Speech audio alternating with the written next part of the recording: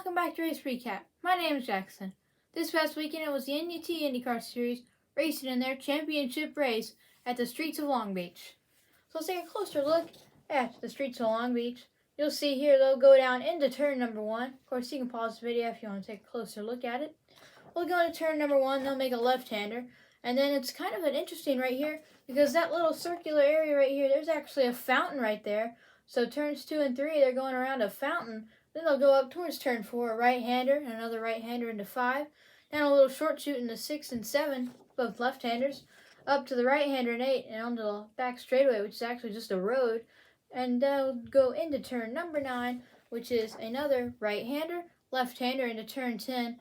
And then an interesting turn right there, that's turn 11. Let's make a big loop-de-loop back around onto the front straightaway and past the checker flag. And of course, pit road is right around here. So, this was a championship race, and there were only 3 drivers that could win the championship. Alex Blow in the 10 car looks like it was his to lose. Paddle Ward, who had to win the race and hope Alex Blow finished somewhere around 12th or 13th or beyond there. And Joseph Newgarden, who had to win the race and hope Alex Blow finished 24th or worse. So, the race, 85 laps. There was no caution brought out on the first lap. And yes, it was the 5 of Paddle Ward. He went spinning around after some contact with the 18 of Ed Jones. And Ed Jones was given a penalty for avoidable contact. And Paddle Ward was able to continue after some repairs on pit road. So it was not over yet for Ward. Then the first caution was also brought out on lap 1 because spinning back behind this incident was the 14 of Sebastian Bourdais, and he stalled it on track. And then the second caution, this one was terminal, the 5 of Paddle Ward. Really the other guy who had the best chance to win this championship. He had some suspension damage from that earlier accident, and this was terminal, and it did end his day.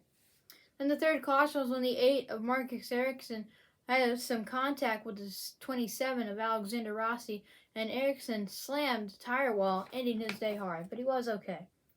And then the fourth and final caution was brought out when the 45 of Oliver Askew basically did the same thing that Marcus Ericsson did, but it was just in a different spot with a different driver. This one was the 20 of Connor Daly. They were side by side, mid-contact, and Askew nosed it into the tire wall. And the checker flags in this race went to the 26 of Colton Herta, and the checker flags for the championship went to the 10 of Alex Blow. He is the 2021 NTT IndyCar Series champion.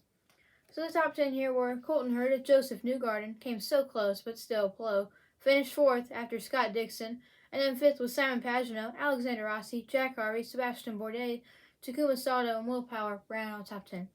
DNFs in this race, Romain Grosjean had some damage from an on-track incident, but there was no caution during that, so he was out for that accident. Rinus VeeKay had fuel pressure problems. Callum Ilott had brake issues.